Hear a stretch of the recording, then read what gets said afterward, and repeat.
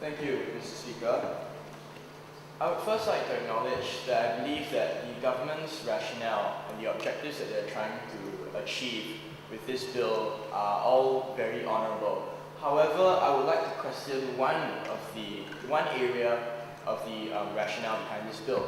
I believe one member of the government mentioned that this would be a potential way of increasing Singapore's stockpiles, which obviously is a very important thing in a time of economic turbulence.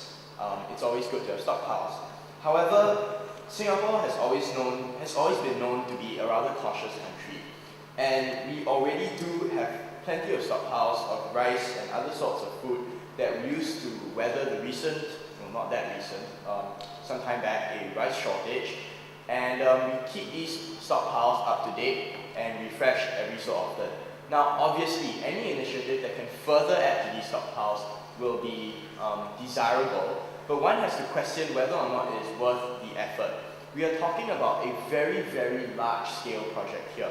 Rooftop gardens on every single HDB block that has a sufficient roof size to support such an initiative. That would require a lot of infrastructure, a lot of construction, a lot of architecture, a lot of building, a lot of raw materials, and in general, just a massive financial investment into this project, if it ever does go into the black at all.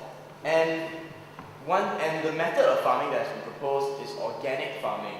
Now, there is a reason why most food on the market nowadays is not organic. There's a reason why a lot of them are, well, to be honest, pumped with chemicals, as a member of the government put forth. And the reason is because these chemicals make the food sometimes grow faster or more resilient to pests, or confer one or another benefit to the crop. Now, it is true that there are certain controversies over whether or not genetically modified food or pesticides, etc., cause problems during consumption, but there are equal number of studies, as with organic food, that suggest that they do not.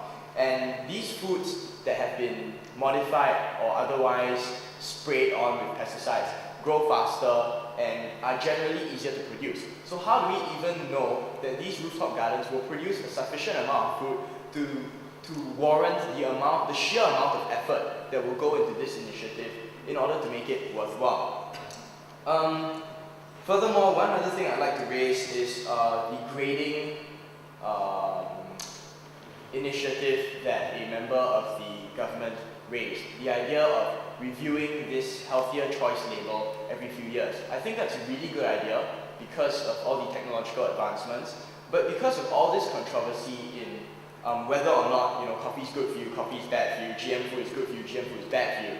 It just seems to keep switching every so often. How can we be sure how does the government plan to be sure that the standards that we use will be good enough standards to judge our foods by, reliable standards that won't keep switching every once in a while? So one day this food is healthy and one day it's not. I'd like to see some reliability in the system, and perhaps the government could propose a method through which they could make sure that the system is more dependable and not so frivolous as to change every once in a while. Also, one thing I'd like to put forth as a proposal is perhaps to stagger the grading system such that you have different grades of healthier food, which I think might make things reasonable and easier to grade instead of using an absolute standard about whether or not food is healthy or whether it's not, especially since, as we've established, many of these studies are very controversial. Once these concerns have been addressed, I believe that this bill will sit much more comfortably with the opposition. Thank you.